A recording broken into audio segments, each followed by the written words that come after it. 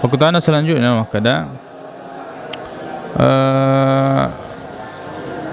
hukum talak, ya, hukum talak melalui HP atau pesan WhatsApp. Ya, bagaimana narekongka orang ini natalla ibainena nakiringangi pesan WhatsApp maka da utalla ko. Ya. Dia dulu apa yang dia kirimkan terhadap istrinya. Narkoyer nakiringnya nauki wa ketellu maka da ya kamu saya talak wa ketellu dengan satu pesan ataukah satu waktu pada saat itu, maka ya yang terjadi itu hanyalah talak, ya hanyalah talak satu. Jadi tak tepai telak sedina.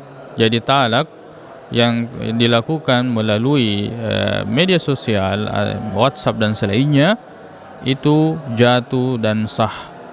Tapi kalau dalam satu waktu atau satu pesan terkirim tiga talak, maka itu ya pendapat ya kaminang makasinge ya risesena panritata ya naritu dianggap mopi talak satu. Hal ini dasarkan di surat Muslim dari Abdullah bin Abbas radhiyallahu anhu, maka da giro waktu pada zaman sahabat, ya zaman sahabat radhiyallahu alaihim, maka da giro ya talak yang diucapkan 3 kali dalam satu waktu dianggap sebagai talak satu. Wallahu a'lam.